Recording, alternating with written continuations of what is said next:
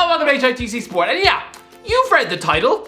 Don't do it, Rafa! For the love of Christ, think of your wife and daughter. Do you want them to spend the next year getting egg sandwiches chucked off their skulls in River Island? Do you want to spend your Sunday afternoons scrubbing Scouse poo off your postbox? It's almost as if he's looking forward to having dead cats thrown at his house. Good grace, even the Scouse pigeons will probably purposefully use your car as a makeshift toilet. Try and go out to eat in a Scouse restaurant now, and you'll probably have chefs spitting in your steak before serving you a bottle of their own dog's afterbirth. To me, the news that Benitez is on the brink of becoming the Everton manager, it actually saddens me, because I know this is a proper football man who deserves to be adored in the city where he works. Good grace, while at Newcastle, there were flags for free match. The fans worshipped him as if he was the second coming of Christ, despite always waiting until April to squeak the team past 40 points.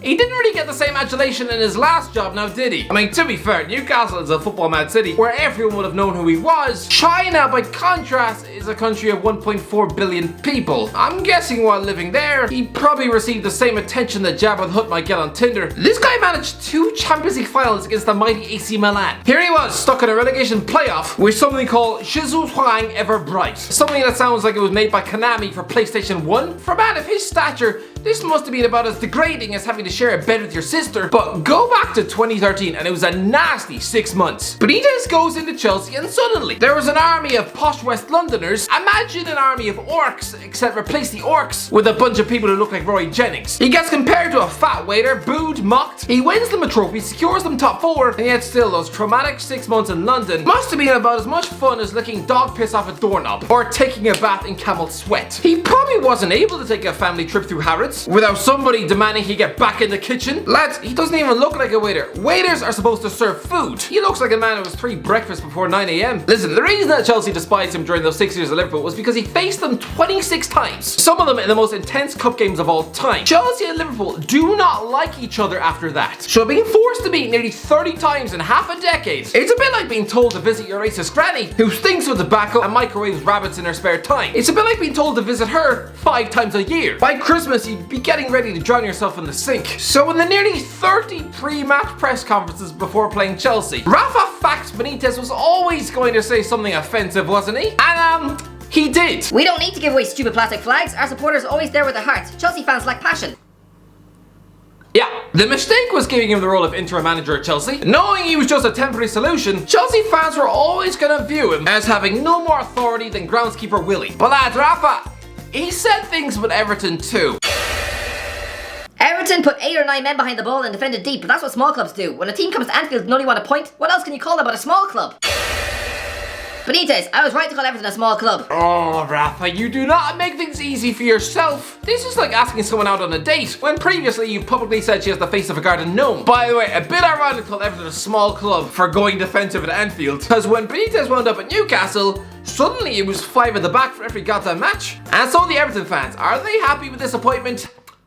No. If Rafa Benitez is appointed Everton manager, I'm out of there. As a 60 years Evertonian season ticket holder, I will not accept the reject Liverpool manager Goodison. It's a joke. The legend Bill Shankly and Harry Kaepernick will be sharing a glass of bemused whiskey tonight. I'll stop you there, Liverpool reject. If a man takes Jimmy Traore to a Champions League medal in his debut season at the club, the guy's not a reject. The guy is one of the most legendary figures in the history of the club. No, he's not. What he's won since Steven Gerrard won the Champions League in Istanbul. Name the trophies, please.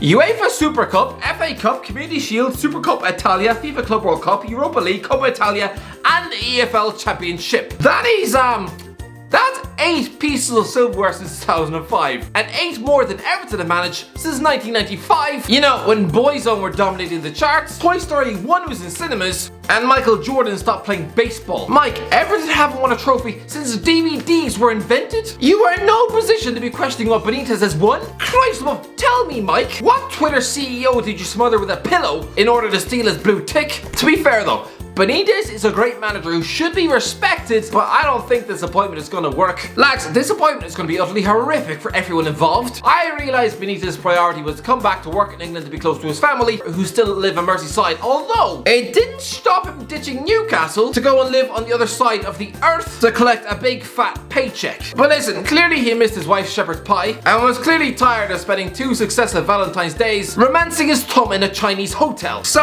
yeah, he's back in the city that he loves. Like, it's not the same. This is like divorcing your wife and then 10 years later proposing to her sister just so you can get back in with a family. No! No, Benitez. No, Rafa. Rafa, you are surely testing the patience of the Liverpool fans. Trying to see how far you can push it until your legacy snaps in half. Taking the Chelsea job just 2 years after leaving Anfield. That will have stung. That will have stung like a bumblebee prick in the eye. But hey, it was only 6 months, so you can sort of forget it. But now, setting out an Everton team in the Merseyside derby. Can they really forgive that? Don't get me wrong, Benitez is a top-class coach. He's a tactical genius, but his achievements over the past 10 years, for a world-class manager, they've been bordering on mediocrity. Don't get me wrong, I believe in Rafa. There are very few men in world football who can set up such an organized team. He probably goes to bed at night fantasizing about his team's shape, but does he really dine at the top table as one of the best managers in the world today? No, maybe back in 2008, but not now. Since being sacked by Liverpool for finishing 7th in the league before being replaced by Roy Hodgson, he then inherited Jose Mourinho's treble-winning Inter Milan team and lost to a Tottenham side with Alan Hutton in defence. He was then sacked before Christmas, sitting 7th in the league. I'm sorry, ranking 7th in the league when you've got a squad filled with Wesley Sneijder, Samuel Eto'o and a young Philip Coutinho? Oh, Rafa, what an absolute mess. Listen, we've established that he did well in his next job during his 6 months at Chelsea. He did what he could, but let's not forget, they were reigning Champions League winners. They even strengthened in the summer with the arrivals of Oscar and Eden Hazard, and he wound up 3rd in the league and winners of the Europa League final. Offer that scenario to Chelsea fans for next season and they'd probably bite off their own ear. He goes to Napoli and listen, he does well. He wins them a cup, but he did to go over a team 2nd in Serie A and would have wanted a title challenge, but instead they wound up finishing 3rd and 5th, failing to get out of the Champions League group in 2013 and then getting knocked out in the playoff rounds in 2014. For a guy who had reached 2 Champions League finals at Liverpool, that is pretty damn underwhelming, especially considering he had players like Kalidou Koulibaly, Jorginho, Dries Mertens, Marek Hamšík and Gonzalo Higuain. I mean, come on. He lasted 6 months at Real Madrid, getting slapped 4-0 at home in El Clasico, and then takes over a Newcastle team just 1 point from safety with 10 games left. That is nearly a quarter of the season. I'm not blaming him for relegation, but he had Jorginho Wijnaldum, Moussa Sissoko, Jonjo Shelvey, Florian Thauvin, Andros Townsend, Ioti Perez. Good Christ, he even had Ivan Toney sitting on the bench. They should have had enough over 10 games to finish above Sunderland. Yeah, I know he made amends by getting them promoted, but I'm sorry, they still lost 10 championship games and pipped Brighton to the title by the width of a point. So it wasn't exactly convincing. And yes, he did well to steady the ship to finish mid-table 2 seasons running. But lads, 44 points and 45 points is the exact same points total managed by Steve Bruce. It wasn't exactly a mind-bending performance. No, what Marcelo Bielsa has done with the newly promoted club, that is incredible work. But it was okay. Let's not forget, he lost 53 games as Newcastle manager. He began his first season in charge with a 10-game winless run. If Bruce does that, Newcastle fans would be demanding he be thrown off a bridge. Everton are putting a manager who nearly got relegated in China. For a world-class manager with this pedigree and CV, that's about as embarrassing as someone like John Terry getting nutmegged by one of the goddamn vamps at Soccer Aid. I think Rafa is a brilliant tactical mind, who massively overachieved at Liverpool before going on to build one of the most complete teams in Europe. But since then, he hasn't overachieved anywhere.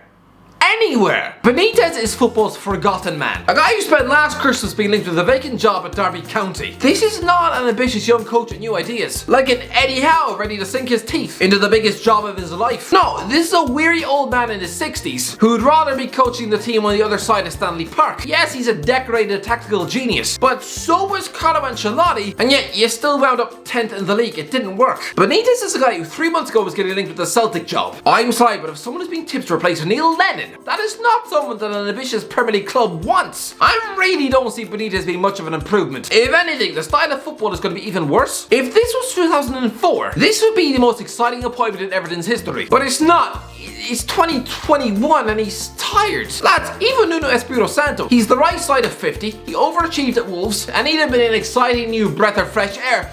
Not Rafa. Benitez loves the city. He's made Hillsborough donations. I can already feel it. He's going to end his career having been sacked by both clubs in his favourite city. That's going to be a little bit depressing when he goes down the shops as a 75-year-old man. A bit like how Jose Mourinho went from being king of London to suddenly now getting sacked by both Chelsea and Tottenham. It's a definite stain on his CV. To me, this is Everton yet again reaching into the past instead of looking to the future. The last time Benitez was in peak world-class condition was March 2009, masterminding a 4-0 Champions League win over Real Madrid and then a 4-1 win at Old Trafford to blow open the title race. That week was peak Rafa Benitez, when he could have virtually walked into every football job on planet Earth. But that was 12 years ago. It's never gotten better for him since that week. That was back when Poker Face was #1 of the charts, Paul Blart was in cinemas, and Chris Brown was the most hated man on planet Earth. It's been so long since the moment of peak Benitez. It was back in the days when the blonde one out of One Direction was probably a broke teenage kid still milking cows on a bog out in County Wicklow. It's been a while. This version of Benitez, he has passed his best, his tactics haven't evolved, it'll be another mid-table finish, and he'll spend this Christmas getting booed. Oh, I'm not looking forward to this.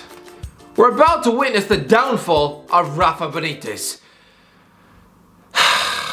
Anyway, that's it, so let me know in the comments below, what do you think? Have I got this completely wrong? Is he going to be an outstanding success? Let me know in the comment section below. If you enjoyed the video, don't forget to subscribe, and as always, I'll talk to you in a while.